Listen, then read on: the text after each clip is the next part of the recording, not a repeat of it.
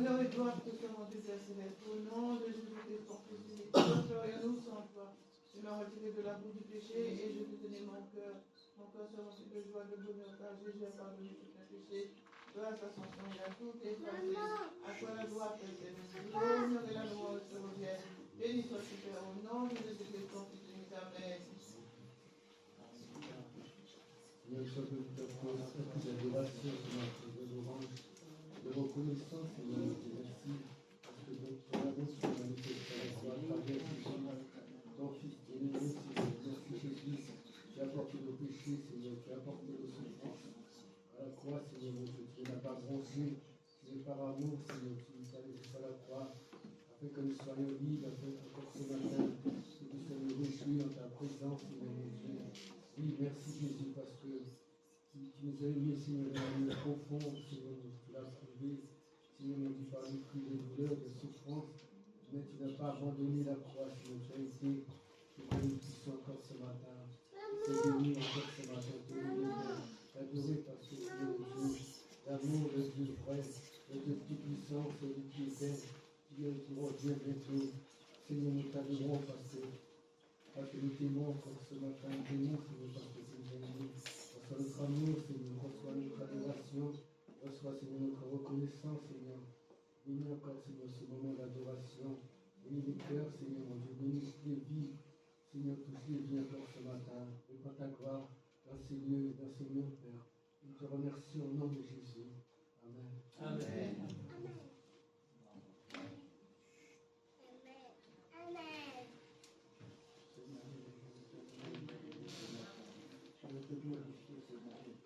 Merci pour ça que tu as vu pour chacun de nous, Seigneur.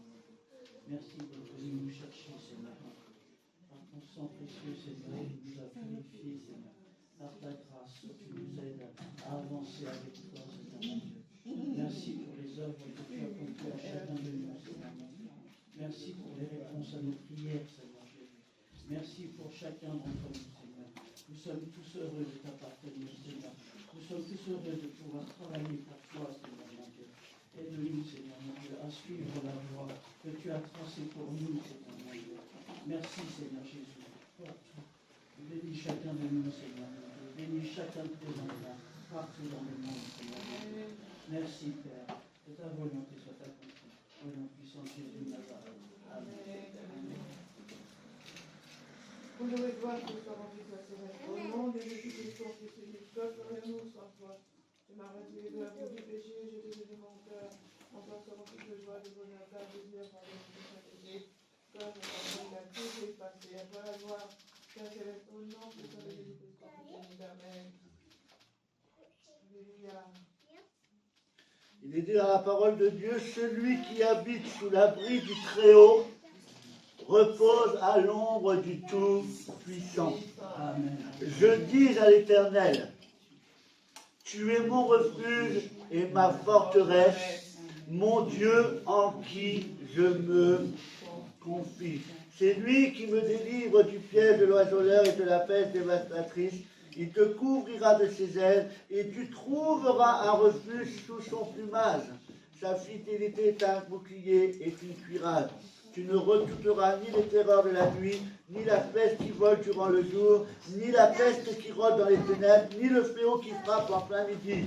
Si 10 000 tombent à côté de toi et 10 000 à ta droite, tu ne seras pas atteint. Ouvre seulement les yeux et tu verras la punition des méchants. Dieu est pour nous un refuge, un abri. Amen. Et plus qu'un abri, la Bible nous dit qu'il est le sur-abri. Amen. Parfois, on peut s'abriter dans des lieux pensant être en sécurité. Mais nous voyons que le bâtiment a des lacunes. Mais lorsque nous venons nous réfugier en Jésus-Christ, il peut y avoir une tornade. Il peut y avoir un tremblement de terre. Il peut y avoir un tsunami. Nous savons que si nous remettons nos vies dans les mains de Dieu, alors nous sommes réellement protégés. Amen. Il est notre bouclier et notre forteresse. Amen. Alors ce matin, eh bien, nous n'avons rien à craindre. Même si nous avons des adversaires, même si nous avons à combattre, non pas contre les pécheurs, mais contre des puissances démoniaques, contre des esprits mauvais, eh bien, ce matin, nous remettons tout entre les mains de Dieu. Et nous, ce matin, nous allons nous réfugier dans le surabri. Amen. Et demander à Dieu qu'il nous bénisse, à Dieu qui nous aide et à Dieu qui nous encourage dans le beau et précieux nom de son Fils bien-aimé, Jésus-Christ. Amen. Alors, on va le louer, l'adorer de tout notre cœur. Amen. Êtes-vous heureux ce matin? Amen. Êtes-vous dans la joie ce matin? Amen. La joie qui vient de Dieu. Parce que si c'est une joie qui vient de Dieu, elle est éternelle. Elle est constante. Elle ne varie pas en fonction des circonstances. Ma joie demeure éternelle. Et elle est pareille du matin au soir. Pourquoi? Parce que mon espérance est en lui. Alors je suis dans la joie, je suis dans la paix ce matin et je vais l'exprimer à travers des chants ce matin. Alors on va le chanter haut et fort, le célébrer et le remercier pour toutes ses grâces et ses bienfaits. Amen. Amen. Et laisse la place à ma sœur. Que Dieu vous bénisse et que Dieu vous fasse grâce ce matin. Amen. Gloire à Dieu. Merci Seigneur pour ce jour qu'il a créé pour nous.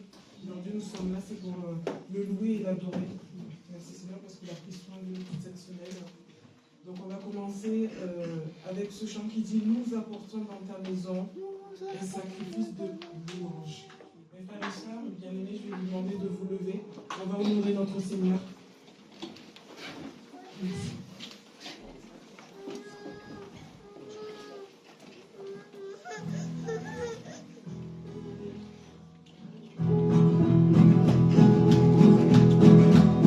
Bien sûr, nous n'avons pas de batteur, mais Dieu nous a donné des instruments sur nos mains.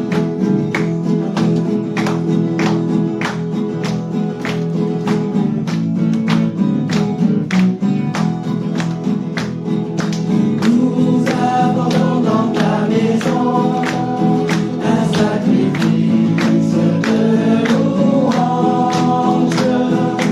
Nous apportons dans ta maison un sacrifice d'adoration. Nous apportons dans ta maison un sacrifice de louange. Nous apportons dans ta maison un sacrifice d'adoration. Et nous élevons vers toi un sacrifice de reconnaissance. Et nous élevons vers toi un sacrifice de joie. Nous apportons dans ta maison un sacrifice de louange. Nous apportons dans ta maison un sacrifice d'adoration. Nous apportons dans ta maison un sacrifice de louange. Nous apportons dans ta maison un sacrifice d'adoration. Et nous élevons vers toi un sacrifice de reconnaissance. Et nous élevons vers toi un sacrifice de joie. Alléluia, gloire à Dieu, gloire à Dieu. Nous allons poursuivre par ce chant qui dit « Ne crains pas la tempête, ne crains pas la tempête de la vie, ne crains pas les épreuves, reste tranquille, la paix viendra. Marche en relevant la tête, parce qu'à côté de toi, il y a Jésus, devant toi, il y a Dieu qui conduit toutes choses. » Alléluia.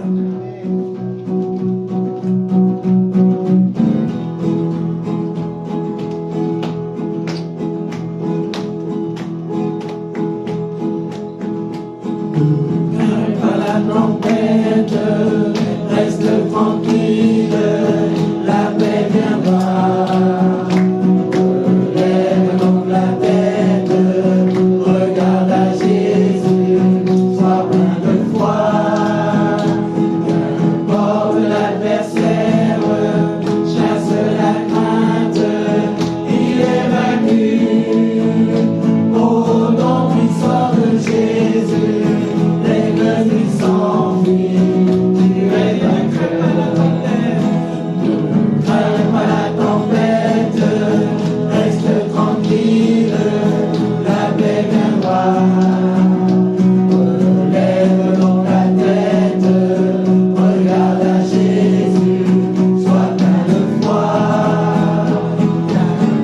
de l'adversaire, chasse la crainte, il est vaincu. Au nom puissant de Jésus, l'ennemi s'enfuit, tu es vainqueur. Au nom puissant de Jésus, l'ennemi s'enfuit. Une dernière fois, au nom puissant de Jésus, l'ennemi s'enfuit, tu es vainqueur. Merci Jésus, merci. Je vais demander à notre frère Willy de prier pour la suite. Jésus, c'est vrai que nous n'avons rien à craindre ce matin. Jésus, nous avons l'autorité ce matin pour prendre, Jésus, et dire à la tempête de se calmer. Jésus, comme toi, Jésus, tu l'as fait en son temps. Lorsque les apôtres étaient dans la barque, il y avait la tempête, tu es venu. Et d'un mot, eh bien, la tempête s'est calmée. Et tu as mis en nous cette autorité suprême.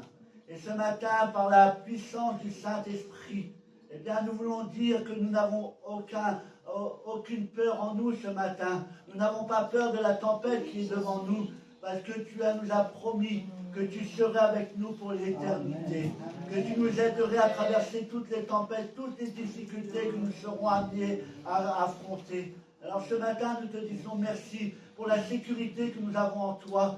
Merci pour la protection que nous avons en toi. Ce matin, nous sommes dans la paix, nous sommes dans la joie et nous avons l'assurance de notre salut ce matin. C'est pourquoi nous te disons merci. Merci d'être au milieu de nous ce matin. Merci d'être en nous ce matin. Et merci parce que ce matin, nous savons que toi, le Père aimant, tu vas prendre soin de tes enfants.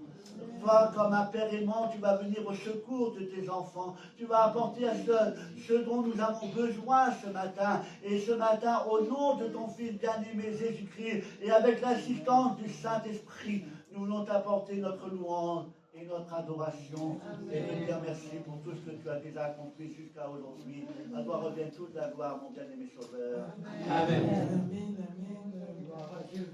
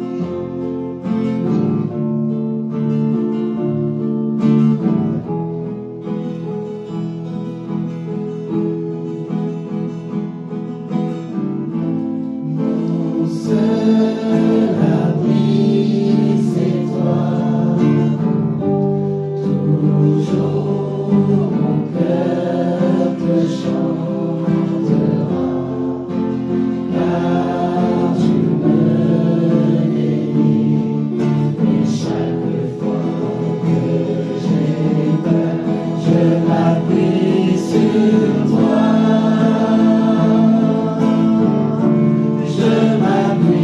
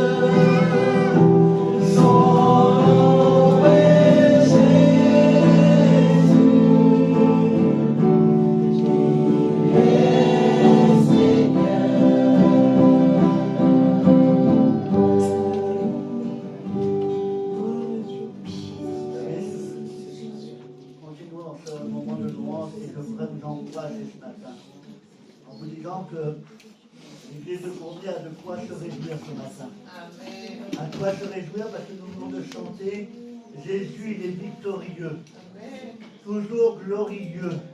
Il est le Seigneur des Seigneurs. La Bible nous dit qu'il a reçu le nom qui est au-dessus de tout nom.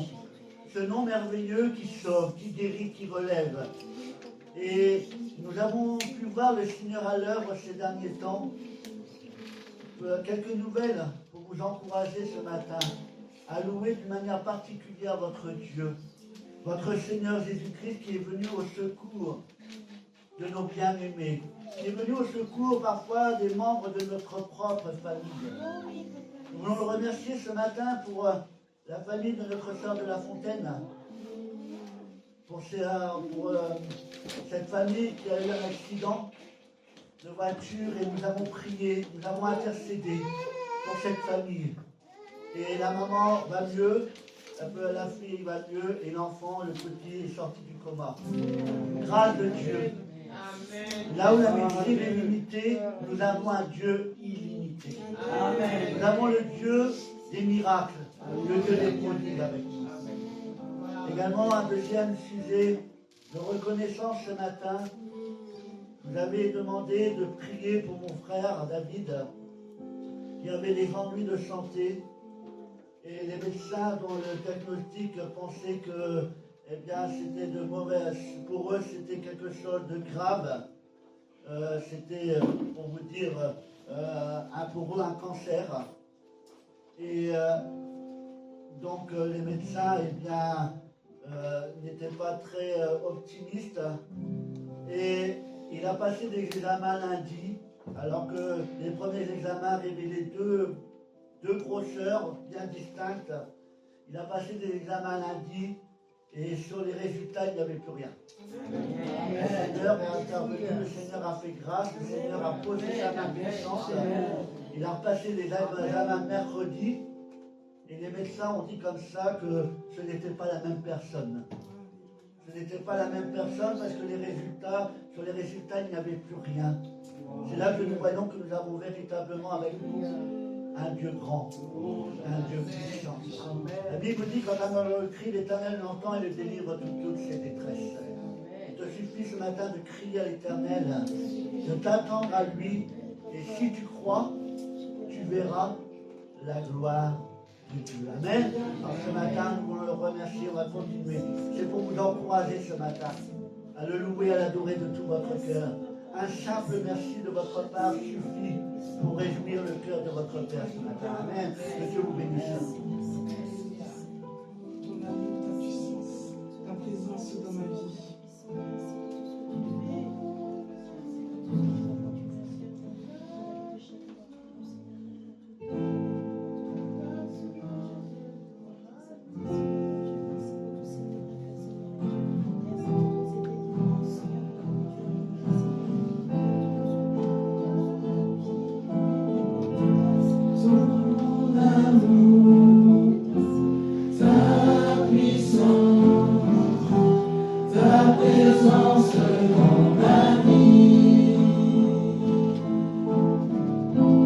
Ton amour, ta puissance, ta présence dans ma vie.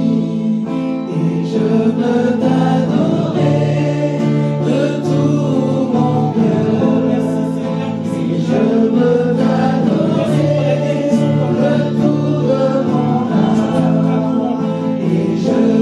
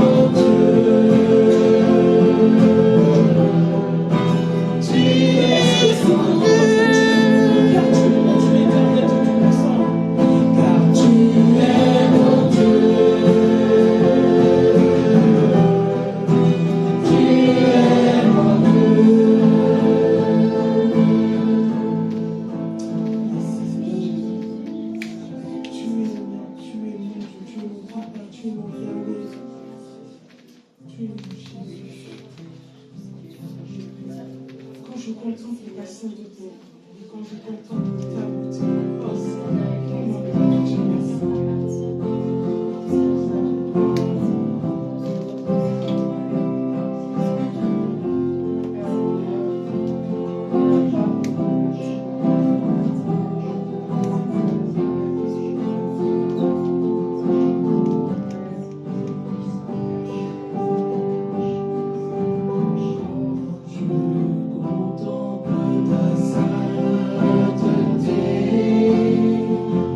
Et quand je contemple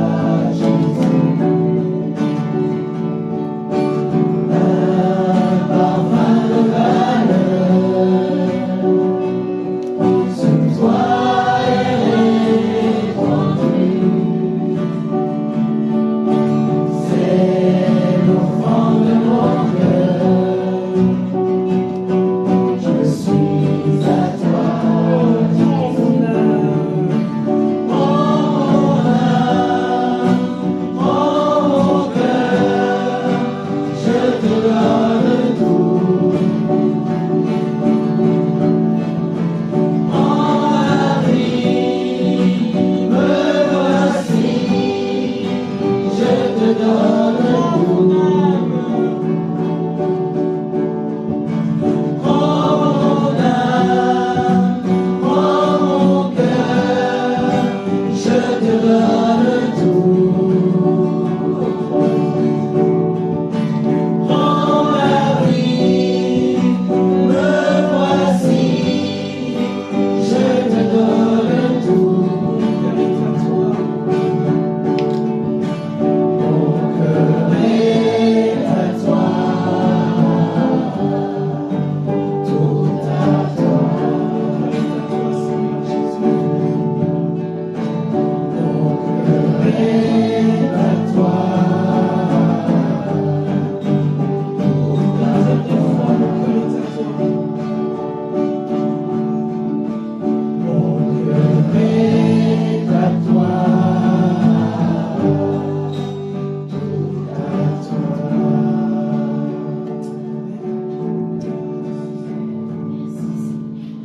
Notre cœur appartient à Jésus-Christ. Amen.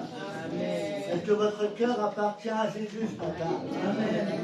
Mais pas une partie, tout votre cœur doit appartenir à Jésus-Christ. Amen. Nous allons ouvrir la parole de Dieu ensemble.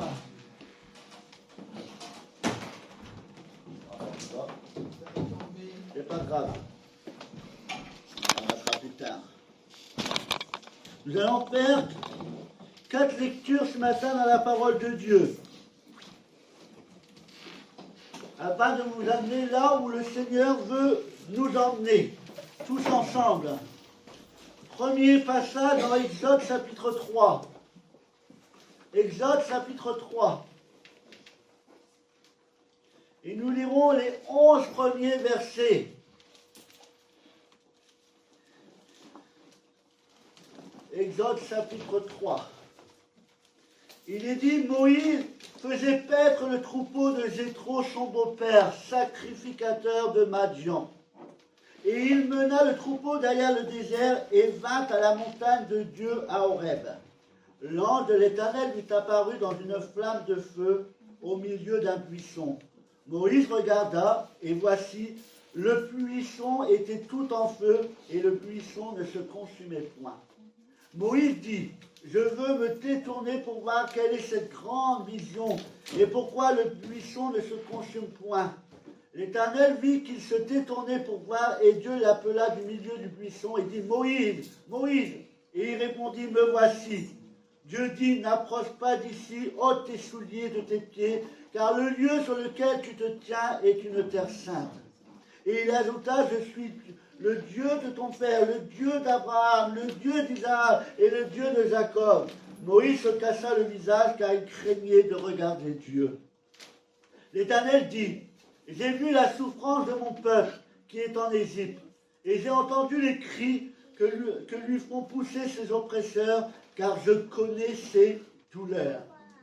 Je suis descendu pour le délivrer de la main des Égyptiens et pour le faire monter de ce pays dans un bon pays et vaste pays, dans un pays où coule le lait et le miel, dans les lieux qu'habitent les Canéens, les Étiens, les Amoréens, les Phérésiens, les Éviens et les Jébusiens.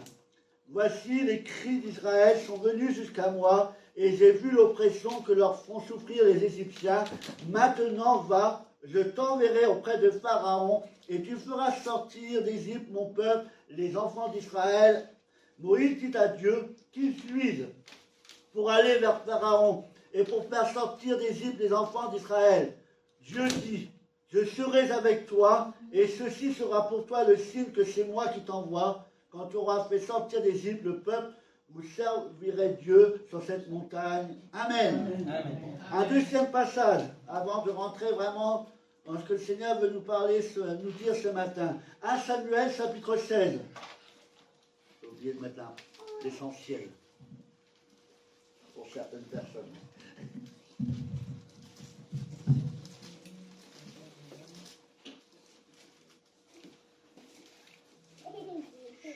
Alors, 1 Samuel chapitre 16, il Il est dit, le Seigneur a dit à Samuel, t'affligeras-tu encore longtemps au sujet de Saül, alors que moi-même je l'ai rejeté et qu'il ne pourra plus être le roi d'Israël. Prends de l'huile et mets-toi en route. Je t'envoie ses aisés à Bethléem, car j'ai choisi parmi ses fils le roi qu'il me faut. Comment faire demanda Samuel. Si j'y vais, Saül l'apprendra et me tuera. Prends avec toi un veau, dit le Seigneur, tu diras que tu viens m'offrir un sacrifice, et tu inviteras César à la cérémonie. Je t'apprendrai ce que tu auras à faire, tu consacreras roi à mon service, celui que je l'indiquerai. Et nous savons par la suite que pendant ce fameux moment, les fils de César vont se présenter, et à tour de rôle, eh bien Dieu va dire non, non, non, non, jusqu'au moment où David va arriver et il va être choisi comme roi. On va plus loin encore. Hébreux chapitre 11. Et là nous avons parlé de Moïse, nous avons parlé de David, et là nous avons parlé de Noé. Et il est dit dans Hébreux chapitre 11, verset 7, c'est par la foi que Noé, divinement averti des choses qu'on ne voyait pas encore, et saisi d'une grande crainte respectueuse, construisit une arche pour sauver sa famille. C'est par elle qu'il condamna le monde et devint héritier de la justice qui s'obtient par la foi. Amen. Amen. Et le dernier passage, Actes chapitre 9. Actes chapitre 9 nous parle de Saul de Tarse, qui devient l'apôtre Paul. D'accord? Saul, qui ne pensait qu'à menacer et à tuer les disciples du Seigneur, se rendit chez le grand prêtre et lui demanda des lettres de recommandation pour les synagogues de Damas. Ces lettres l'autorisaient, s'il trouvait là-bas des hommes ou des femmes qui suivaient la voie du Seigneur, à les arrêter et à les amener à Jérusalem. Et on sait qu'il a fait plus que les arrêter, d'accord? Il les a persécutés. Et lorsqu'il se dirigeait vers Damas et s'approchait déjà de cette ville, quand soudain il fut environné d'une lumière éclatante qui venait du ciel, il tomba à terre et entendit une voix qui lui disait « Saul, Saul, pourquoi me persécutes-tu » Et là, nous savons que c'est le Seigneur qui parle. Et là, eh bien, un dialogue s'instaure et nous voyons par la suite que Saul de Tarse va être frappé d'aveuglement. Il va perdre la vue. Et nous savons que par la suite, en ayant suivi les directives de Dieu, il va retrouver la vue et il ne s'appellera plus Saul de Tarse, mais il va s'appeler l'apôtre Paul. L'apôtre Paul qui, lorsqu'il prêchait, j'aimerais bien que ce soit le cas pour moi, lorsqu'il prêchait, la Bible nous dit que des foules entières se convertissaient. Amen. Amen. Mais à travers ces 4 personnages, et il y en a d'autres, parce que là vous allez dire, oh, il a cité que des hommes. Je ne suis pas quelqu'un de sexiste. Il y a aussi des grandes femmes dans la parole de Dieu, comme Abigail, Anne, la mère de Samuel, Déborah, Esther. Tous ces hommes et ces femmes que Dieu a appelés à un certain moment pour accomplir une mission qui leur était propre. Et ces hommes et ces femmes, la plupart, pour eux, n'étaient pas capables d'accomplir ce que Dieu leur demandait de faire. Ils se sentaient incapables d'accomplir ce que le Seigneur attendait d'eux. Vous connaissez tous ce verset qui dit « La foi, c'est la certitude des choses qu'on ne voit pas, mais qu'on espère. » La foi, c'est croire. La foi, c'est croire. D'accord ? Dieu attend de nous que nous ayons la foi en lui, que nous croyons en lui, que nous croyons en sa puissance, que nous croyons en sa capacité de nous bénir, de nous secourir. Nous avons foi en Dieu, mais laissez-moi vous dire ce matin que Dieu a foi en vous. Amen. Dieu croit en vous ce matin. Est-ce que vous le savez? Dieu croit en vous ce matin. Dieu a une foi certaine en vous. Dieu ne s'est pas trompé en te choisissant. Dieu ne s'est pas trompé. Il ne t'a pas choisi en dépit, parce qu'il n'y avait personne d'autre. Non. Dieu t'a choisi pour une raison particulière. Parce que Dieu voit en toi un véritable potentiel. Dieu voit en toi des capacités que personne ne peut voir si ce n'est que lui. Dieu voit qu'en toi, il y a de grandes ressources. Peut-être que dans ce monde, certaines personnes te méprisent. Et que peut-être personne n'oserait miser sur toi. Personne n'oserait miser quoi que ce soit sur ta réussite, sur tes capacités. Les gens, une grande partie des gens qui nous entourent, pensent de nous que nous sommes des incapables, que nous sommes peu qualifiés ou pas du tout qualifiés pour ce qui nous attend. Laisse-moi te dire de la part de notre Seigneur que Dieu ne s'arrête pas sur ce que tu es maintenant, mais sur ce que tu peux devenir en lui. Dieu, lorsqu'il t'appelle, même si toi tu ne le vois pas encore, Dieu, lui, a déjà vu en toi les compétences, les qualités qui t'emmèneront à réaliser ce qu'il attend de toi. Moïse pensait ne pas être capable de se présenter devant Pharaon. Et en plus, il faut savoir qu'il avait été élevé dans la famille de Pharaon. Et que s'il avait quitté l'Égypte, c'est parce qu'il avait tué un Égyptien. Et là, le Seigneur le choisit. Lui, on va dire, lui le traite par rapport aux Égyptiens. Il le choisit, lui, pour aller affronter et confronter Pharaon. Lui qui, pour lui, n'avait pas forcément une facilité à parler. Dieu l'a choisi. On aurait pu dire, Dieu, pourquoi tu n'as pas pris quelqu'un d'autre, quelqu'un qui a plus d'audace, plus de courage, quelqu'un qui ose s'imposer devant les autres. Non, Dieu a choisi Moïse. Dieu ne s'est pas trompé en choisissant Moïse.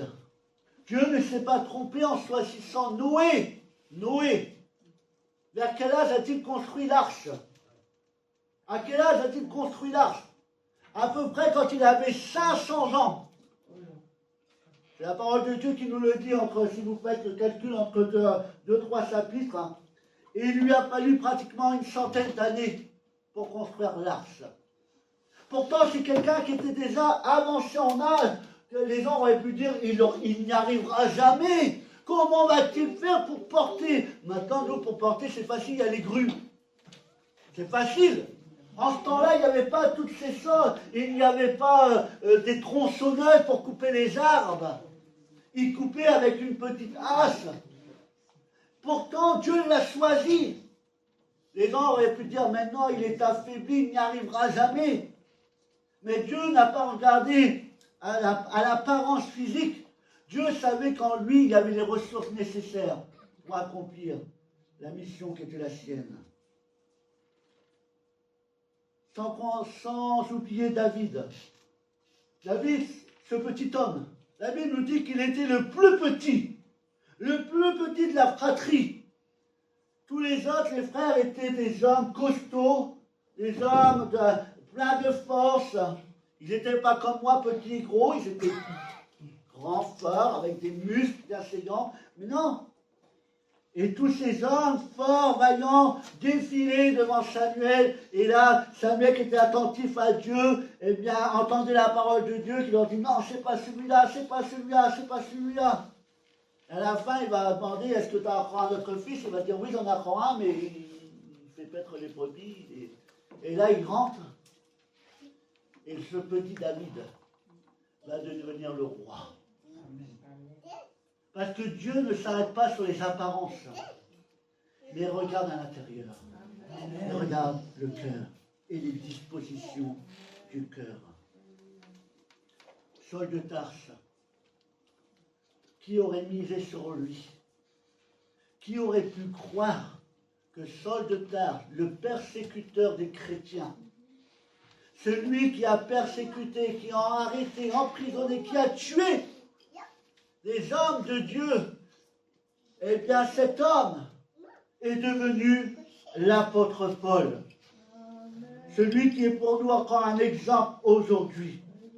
Alors oui, si nous étions arrêtés aux apparences, jamais on n'aurait misé sur eux. Jamais on leur aurait confié une mission. Et si on s'arrêtait sur mon apparence, personne n'aurait misé sur moi. Mais Dieu a misé sur vous comme sur moi. Dieu a foi en vous, mes bien-aimés. Dieu a foi en vous. Dieu sait que vous êtes en mesure d'accomplir de grandes choses en son nom. Amen. Alors mon frère, ma soeur, mon ami, tu dois faire confiance à Dieu. Si Dieu t'a choisi, c'est parce qu'il estime que tu es capable. Et tu dois arrêter de dire « je n'y arriverai pas, je ne suis pas qualifié, je n'ai pas les compétences, je n'ai pas ce qu'il faut pour accomplir ce que Dieu m'a demandé ». Penses-tu que Dieu se trompe? Non. Dieu ne se trompe pas dans ses décisions. Il t'a choisi dans un but bien précis. Alors tu dois, mon frère, ma soeur, relever le défi qui est le tien. En croyant que tu vas réussir. La Bible nous dit que nous sommes plus que vainqueurs en Jésus-Christ. Et qu'avec lui, nous sommes capables d'accomplir de grands exploits. Vous connaissez la méthode Coué? Vous connaissez la méthode Coué? C'est le fait de se répéter sans cesse la même chose. Et à force de se répéter, on commence à y croire. Mais répète-toi ce matin. Je suis fort par celui qui me fortifie. Je suis fort par celui qui me fortifie. Je suis capable d'accomplir ce que Dieu attend de moi parce que c'est lui qui me donne les compétences. C'est lui qui me qualifie. Mon frère, ma soeur, mon ami, peu importe le défi que tu as à relever, peu importe la mission que Dieu te demande de remplir, peu importe l'exploit que tu dois accomplir dans ta vie, si toi tu doutes, Dieu, lui, ne doute pas de toi. Dieu sait que tu es assez fort pour les mener à bien. Dieu sait qu'il y a en toi les ressources nécessaires pour déjouer tous les obstacles qui sont là pour te décourager. Parfois, on avance avec le Seigneur, on veut accomplir notre mission, et sur la route, il y a un obstacle. Et l'obstacle, au lieu de le franchir, on veut le détourner. À force de le détourner, on se perd sur des voies qui ne sont pas celles de Dieu. Parfois, on se décourage, on part en arrière en disant « je n'y arriverai pas ». Si Dieu t'a choisi, c'est que tu es capable d'affronter et de traverser ce qui se trouve devant toi afin d'accomplir la mission qu'il t'a confiée. Dieu croit en toi. Ça ne réjouit pas votre cœur? Dieu croit en toi. Si ton propre père ne croit pas en toi, si ta propre mère ne croit pas en toi, si toi tu ne crois pas en tes enfants, Dieu croit en toi. Dieu croit en toi. Et il sait que tu es capable d'accomplir de grandes choses. Dieu te fait confiance. Dieu aurait pu tout faire tout seul. Dieu aurait pu évangéliser toute la terre lui seul. Il aurait pu se passer de nous. Mais parce qu'il nous fait confiance, il nous a donné la mission de faire de toutes les nations ses disciples. Est-ce que tu crois que tu as les compétences de le faire? Est-ce que tu crois que tu as les compétences de remplir cette mission qui est la nôtre? Aller par toutes les nations et faire de toutes les nations des disciples de Dieu. Mais non, je suis trop timide, Seigneur. Pas moi, Seigneur, je ne sais pas parler. Oh Seigneur, non, je suis trop timide, je n'oserais pas. J'ai trop peur. Si tu parles ainsi, c'est que tu n'as pas réellement confiance en Dieu. Dieu a complètement confiance en toi. Il faut que tu apprennes à faire confiance à Dieu dans tous les domaines de ta vie. Le combat est long, c'est vrai. Il est dur. Mais sache que le Seigneur demeure à tes côtés. Chaque matin, il renouvelle tes forces. Il multiplie tes capacités. Le Seigneur voudrait te dire ce matin qu'il faut que il est temps que tu te lèves et que tu te battes. Il est temps que tu te lèves et que tu accomplisses la mission qu'il t'a confiée. Connais-tu la mission qu'il t'a confiée? Je ne vais pas répondre à votre place. D'accord? Je ne vais pas répondre à votre place, mais si nous avons été sauvés, la Bible nous dit que nous sommes sauvés pour servir. D'accord? Vous êtes d'accord avec moi? Nous sommes sauvés pour servir. La question, connais-tu le service qui est le tien? Est-ce que tu connais ton service? L'œuvre pour laquelle tu as été sauvé. Dieu t'a sauvé et Dieu te fait confiance pour remplir le service qui est le tien. Qu'attends-tu pour le faire? Quelle est ton excuse? Vous savez, dans les églises, il y a des chrétiens qui sont fervents, des chrétiens actifs. Mais les chrétiens actifs dans les églises, il y en a de moins en moins. C'est malheureux. Il y en a de moins en moins. Il y a de plus en plus de chrétiens passifs qui attendent. Qui attendent que les choses se passent en espérant qu'un autre fasse le travail. Mais le Seigneur t'a qualifié toi et non pas ton frère. Ton frère est prévu pour une autre mission. Et si tu ne remplis pas ta mission, eh bien, il va manquer une pièce au puzzle. Nous sommes tous sauvés pour servir. Et il faut t'arrêter de trouver des excuses. Dieu t'a choisi toi et non pas quelqu'un d'autre. Dieu t'a choisi pour remplir la mission. Alors arrête de te trouver des excuses en disant quelqu'un d'autre va le faire. Dieu s'est trompé. Jusqu'à aujourd'hui dans ma vie, chaque chose que Dieu a faite, je peux vous dire qu'il ne s'est jamais trompé. Il ne s'est jamais trompé. Il n'est jamais en avance, il n'est jamais en retard, il est toujours au bon moment dans notre vie. Il prend toujours les décisions au bon moment. Et ce qu'il nous demande de faire, eh bien, c'est parce que nous sommes en mesure de le faire. Parfois, on se sent dépassé par les circonstances de la vie. On se sent dépassé par les épreuves que nous traversons. Et on dit, Seigneur, Seigneur, je n'y arriverai pas. Est-ce les paroles d'un chrétien? On peut reconnaître un état de faiblesse en nous. Ça peut arriver qu'on se sente faible. Mais de là à le proclamer, vous savez, on est maître des paroles qu'on garde, mais on devient esclave des paroles qu'on prononce. Et vous savez que le diable se sert des paroles que l'on prononce, que l'on proclame. Et quand on dit « je n'y arriverai pas », eh bien, laissez-moi vous dire que le diable, il est heureux. Avec Dieu, tout est possible. Les chrétiens l'ont oublié. Avec Dieu, tout est possible.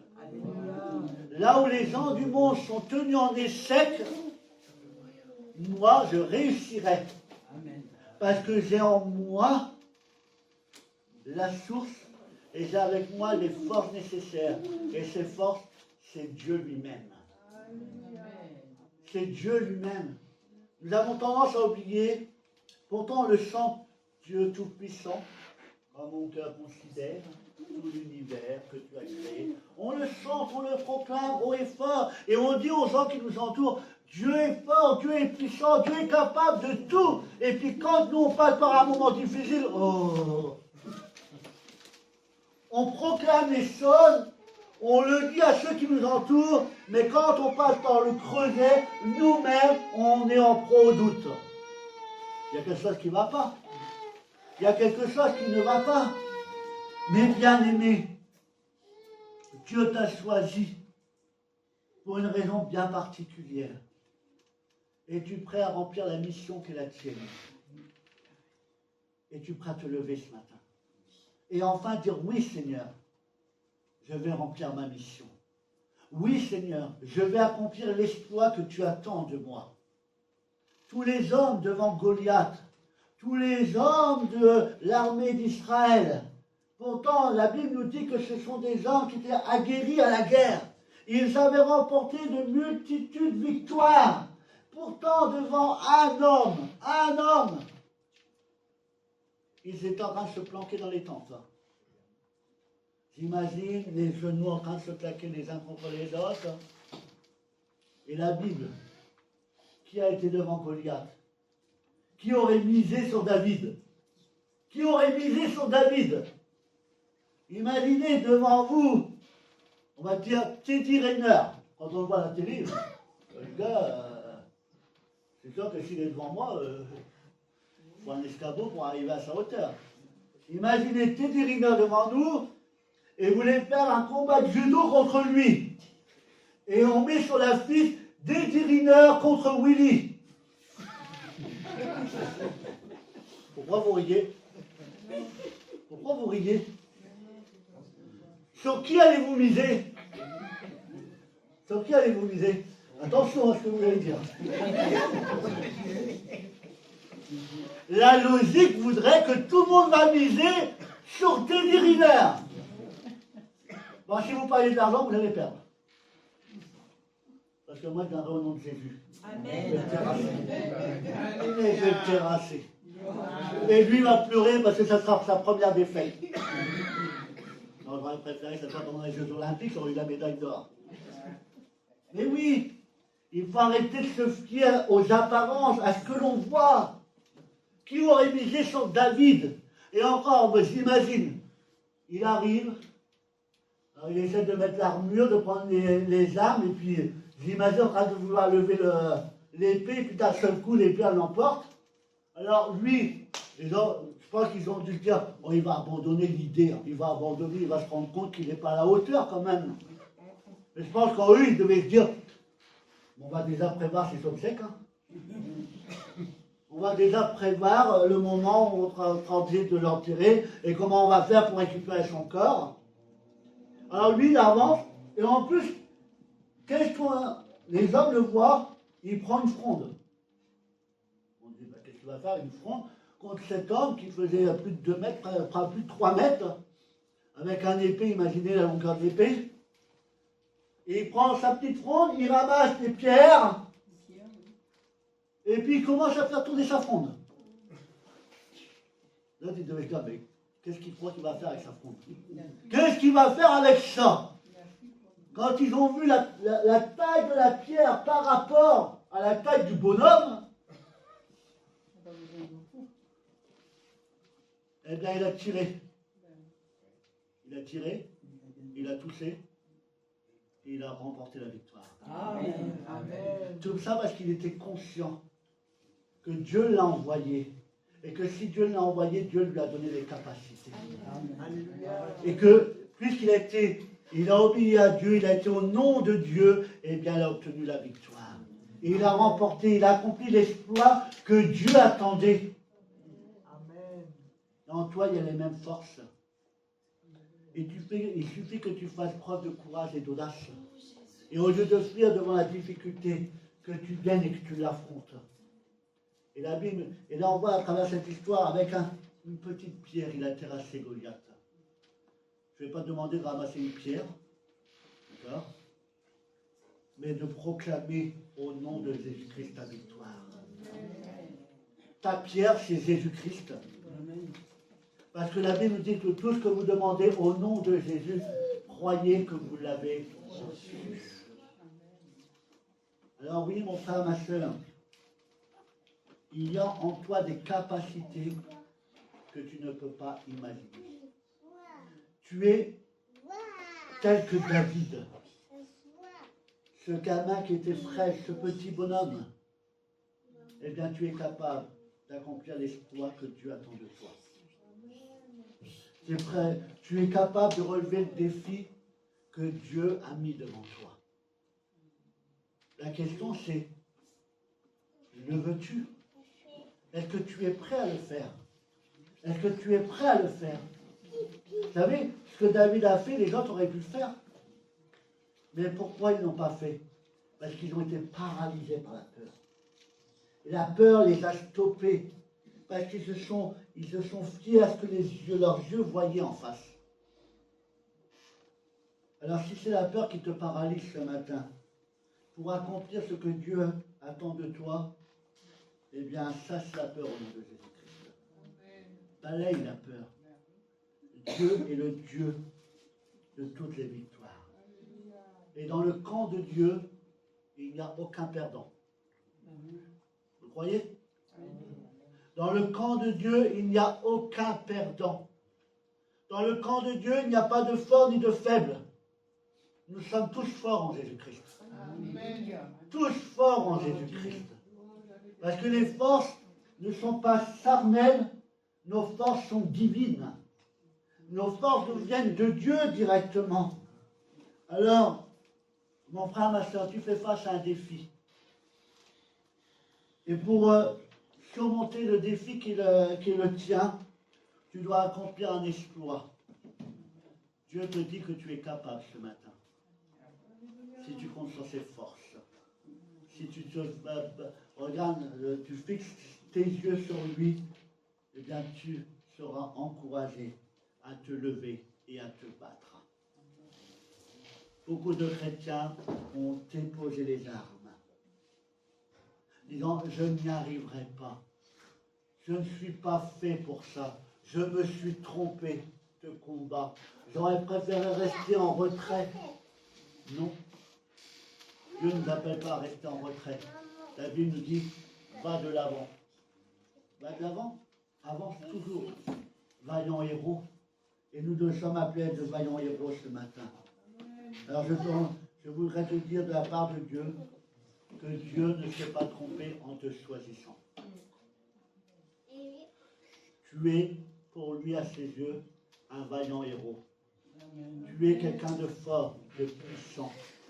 Il faut que tu te réveilles et que tu acceptes ce matin, maintenant, eh bien, de remplir la mission qui est la tienne, d'accomplir l'exploit que Dieu attend de toi et que tu relèves le défi qui est devant toi en étant certain que tu es plus que vainqueur.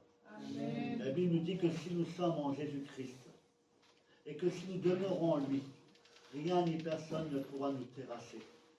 Comme nous l'avons dit, que 1000 tombent à ta gauche et que 10 000 tombent à ta droite, toi, tu resteras debout. Amen. Toi, tu resteras debout. Tu resteras vaillant. Pourquoi? Parce que Dieu veille sur toi.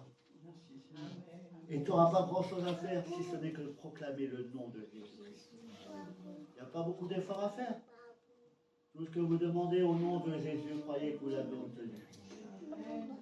Pas grand-chose à faire. Crois que tu es capable. Et Dieu te dit ce matin, j'ai foi en toi. Alors il faut que tu apprennes à avoir foi en toi. C'est bien d'avoir foi en Dieu. Et merci Seigneur. Mais apprends à avoir foi en toi. Foi en tes compétences, en tes qualités. Parce qu'elles ne sont pas, comme je l'ai dit, charnelles, mais elles sont divines. Amen. Alors croyez en vous ce matin et allez d'avant, battez-vous et remportez les victoires dans le nom de Jésus-Christ. Amen. On baisse les têtes ensemble. Seigneur, je te remercie pour ta parole. Et je te remercie parce que tu as foi en chacun de nous. Tu crois en chacun de nous. Parce que tu nous as choisis dans un but bien particulier. Tu nous as choisis, tu as mis en nous les compétences nécessaires pour accomplir la mission que tu nous as confiée. Tu as mis en nous les forces, les ressources nécessaires pour relever le défi qui est le nôtre ce matin. Je ne sais pas quel est ton défi ce matin. Quelle est ta difficulté dans ta vie ce matin? Ce que tu as surmonté ce matin. Mais Dieu ce matin a foi en toi. Dieu ce matin a confiance en toi, en tes capacités de surmonter, d'affronter, de remporter la victoire sur ces sols. Dieu a foi en toi en te disant, eh bien, ce que tu traverses ne t'écrasera pas. Parce qu'il y a en toi des ressources inépuisables. Tu as cherché en vain des solutions dans ce monde. Tu as cherché en vain des solutions auprès de ton entourage. Tu as cherché du secours à droite, à gauche. Le secours nous vient de l'Éternel. Le secours nous vient de l'Éternel. Et celui qui peut t'aider ce matin à relever le défi qui le tient, à accomplir cet exploit ce matin, celui qui peut être en mesure de t'aider, il est en toi. Jésus est en toi. C'est pourquoi Dieu a confiance en toi. Parce que Jésus, son Fils bien-aimé, t'éclaire. Jésus a foi en toi ce matin. Parce qu'il sait qu'en toi, il y a les ressources nécessaires. Pourquoi? Parce que Jésus a dit à ses disciples, il vous est préférable que je m'en aille, afin qu'une puissance survenant sur vous, et cette puissance c'est le Saint-Esprit. Et le Saint-Esprit met en toi toutes les forces nécessaires, toutes les ressources dont tu as besoin pour relever le défi qui est devant toi. Et que tu puisses partir dès le début de l'épreuve en étant vainqueur, avec un esprit de vainqueur. Que tu ne te dises pas, je vais perdre devant mon épreuve, je ne vais pas me relever devant la difficulté qui est la mienne, je n'y arriverai pas. Tu dois te dire maintenant, je me relèverai de mon épreuve. Je traverserai le défi qui est le mien et j'accomplirai un exploit. Parce que la difficulté, le défi que je relève, eh bien, l'exploit que je vais accomplir va me rapprocher de mon Dieu. Alors ce matin, tu as foi en Dieu, c'est bien. Dieu a foi en toi ce matin. Il faut que toi, tu aies foi en toi-même. Que tu aies foi en toi-même. Arrête de te rabaisser. Arrête de ce matin de rester dans cet esprit de négativité en disant je n'y arriverai pas, je ne suis pas capable, je ne suis pas à la hauteur. Non. Si Dieu a fait de toi son enfant, eh bien, il a mis en toi toutes les ressources nécessaires pour être plus que vainqueur dans tous les défis qui t'attendent. Dans tous les défis qui t'attendent, tu dois te dire, je serai plus que vainqueur. Plus que vainqueur en Jésus-Christ. Alors mon frère, ma soeur, ce matin, proclame la victoire. Proclame la victoire sur le défi que tu as mené. Remplis la mission qui est la tienne ce matin. Et ce matin, tu dis, eh bien, au nom de Jésus-Christ, je vais maintenant accomplir un exploit qui va confondre mon adversaire, qui va humilier mon adversaire et qui va le refroidir dans son ardeur à venir m'attaquer inlassablement. Parce qu'à chaque attaque de l'ennemi, eh bien, je deviens plus fort en Jésus-Christ. Alors que la grâce de Dieu soit sur vous, que la paix demeure en vous, et qu'ensemble, eh bien, nous apprenons à avoir foi en nous-mêmes, en foi en nos compétences, en nos capacités, parce que nos compétences et nos capacités nous viennent de Jésus-Christ. Amen. Que Dieu vous bénisse et que Dieu vous fasse grâce. On reste dans cet esprit de recueillement et conformément à sa parole. Jésus a envoyé son Fils bien-aimé sur la terre pour accomplir une mission qui lui était bien personnelle, qui lui était propre. Dieu a envoyé son Fils sur cette terre pour sauver l'humanité. Et Jésus a rempli sa mission. Jésus a pu accomplir un exploit merveilleux, de donner sa vie pour nous simples pécheurs. Et donc il a accompli sa mission, il a accompli un exploit, il a relevé le défi. Et la Bible nous dit qu'il est mort pour nous à la croix. Nous qui étions morts, il a donné sa vie afin que nous puissions être vivants, afin que nous puissions être réconciliés avec Dieu le Père. Et à travers Jésus-Christ, nous avons la vie éternelle. À travers le sacrifice de Jésus et sa résurrection, nous avons le salut en Jésus-Christ. Et nous avons la certitude que notre nom, ton nom mon frère, ton nom ma sœur, est inscrit dans le livre de vie. Est inscrit dans le livre de vie. Dieu t'a sauvé et Dieu t'appelle à vivre une vie de piété, d'obéissance, de soumission. Alors vous qui êtes engagés avec le Seigneur, qui marchez d'une manière digne et conformément à sa parole, nous allons nous lever ce matin dans ce lieu. Et nous allons prendre ensemble le Saint Repas, en étant conscients de ce que Jésus a fait pour nous, ce que d'abord Dieu a fait pour nous. Il a donné ce qu'il avait de plus cher. en la personne de Jésus-Christ. Et Jésus-Christ est mort pour toi, mon frère. Il est mort pour toi, ma soeur. Il a porté tes péchés, tes souillures, tes souffrances. Il est mort, et la Bible nous dit qu'il est ressuscité pour chacun d'entre nous.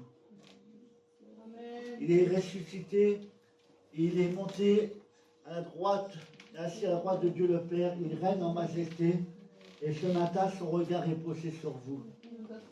Et Dieu est en train de passer un scanner, et il voit ce qui n'est pas la gloire de son nom dans ta vie. Il connaît tes pensées, il a vu tes actions, il a entendu tes paroles de la semaine.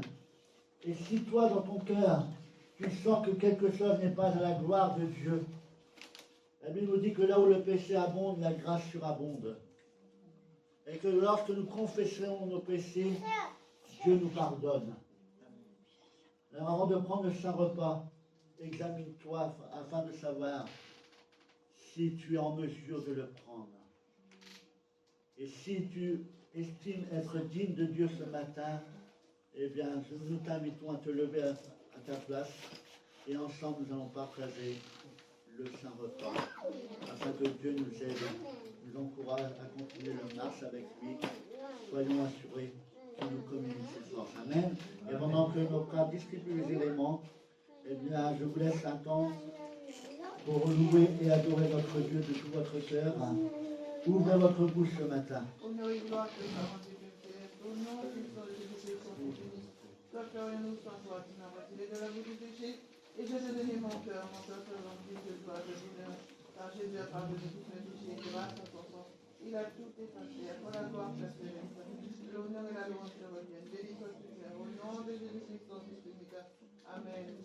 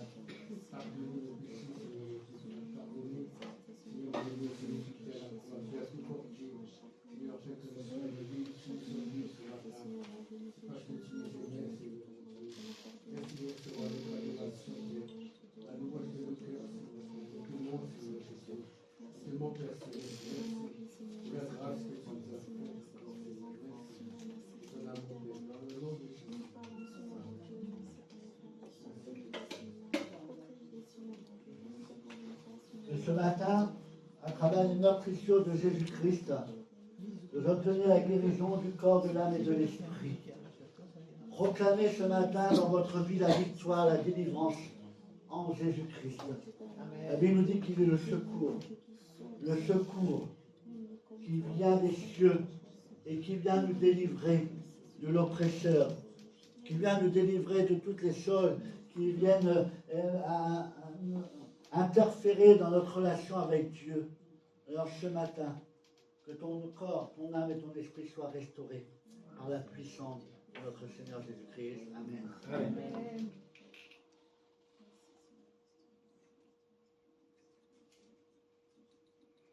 Et que par le sang de l'agneau, l'église de Gournay soit exempte de tout péché, de toute iniquité. Que l'épouse de Christ soit pure, soit sainte, exempte de toute erreur, de toute iniquité. Ne soyons pas pour Dieu ce matin un parfum de mauvaise odeur, mais soyons des parfums de bonne odeur. Soyons tous des parfums de bonne odeur. C'est pourquoi nous devons demander pardon à Dieu pour nos offenses, pardon à Dieu pour nos péchés, et que nous puissions être lavés ce matin par le sang précieux de l'agneau. Amen.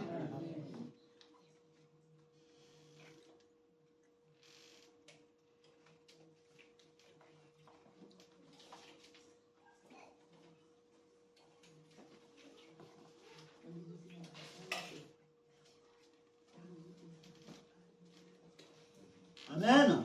Amen. Vous pouvez vous rasseoir si vous le désirez. Quelques annonces. Avant de conclure ces moments, la première que je vais faire, c'est à propos de l'Assemblée extraordinaire du 8 septembre à Saint-Étienne-du-Rouvray, qui aura lieu à l'issue du premier culte. Donc, afin que ces locaux ne soient pas fermés le 8 septembre et que vous ne soyez pas privés de culte, je serai là le 8 septembre pour le culte, ce qui veut dire que je ne pourrai pas être à Saint-Étienne. Et je pense qu'une grande partie n'ira pas à Saint-Étienne à cause de la route et puis certains villages qu'ils ont. Donc ceux qui font partie de l'Église, qui sont membres de l'Église, afin d'être représentés à Saint-Étienne le 8 septembre, j'ai des procurations éthiques qui sont à remplir.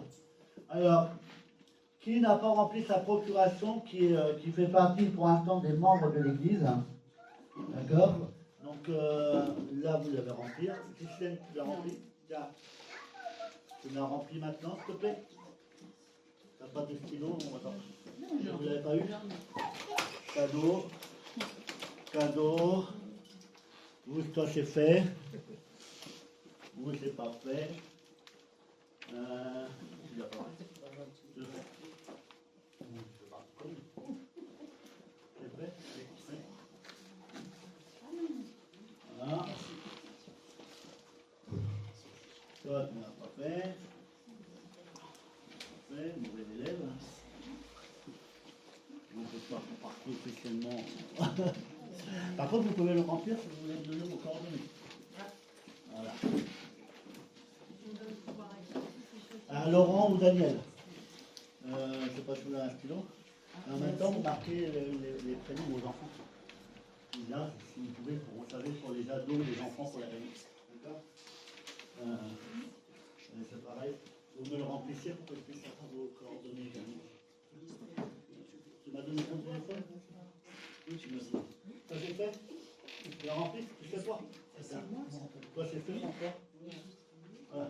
Je sous-signez votre nom, votre prénom, votre adresse, votre numéro de compte bancaire, votre numéro de carte bleue. Et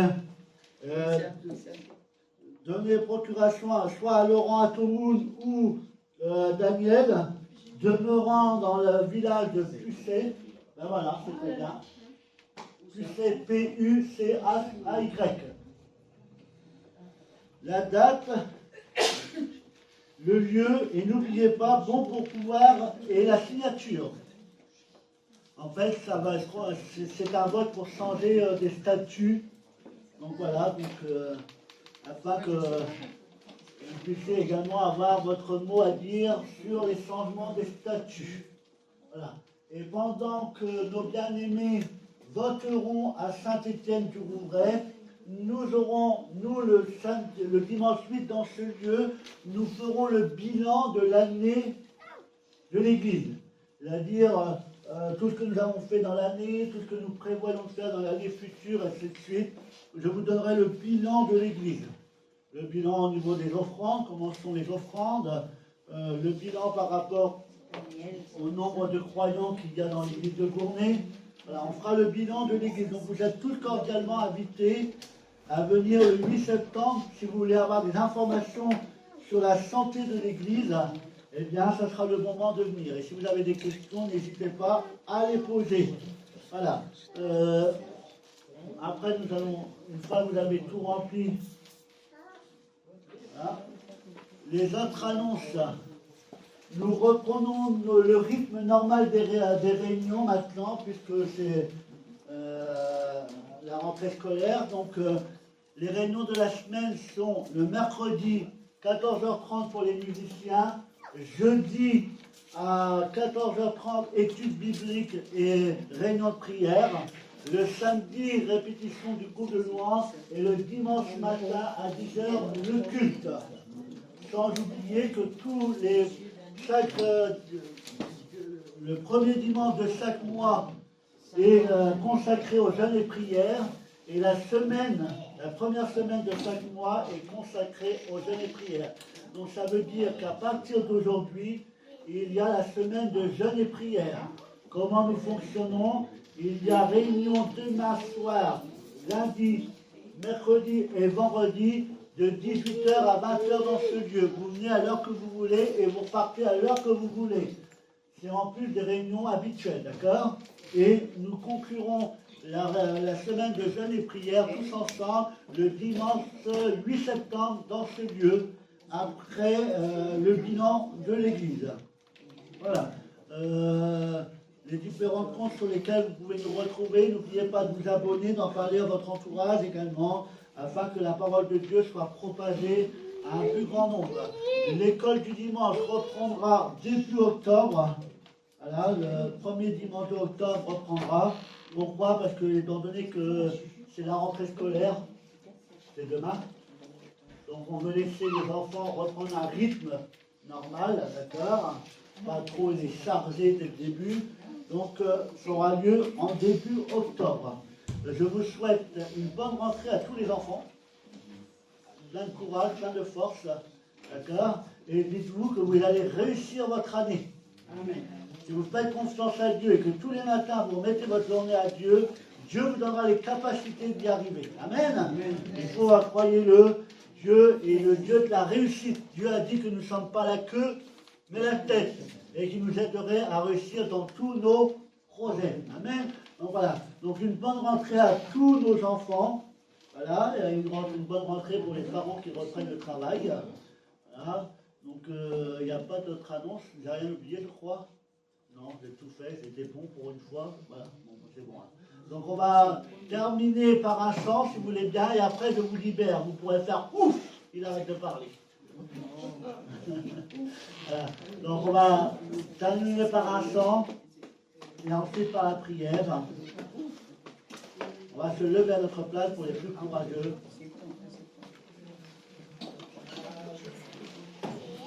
Si vous avez besoin d'un entretien, si vous avez besoin qu'on prie pour vous, venez me voir, on le fera.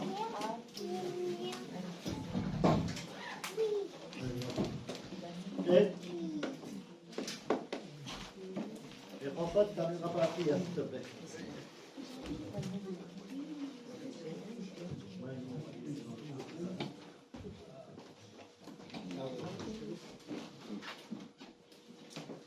On va terminer ces moments avec ce chant qui dit « Jésus est mon ami de tous les jours ». Jésus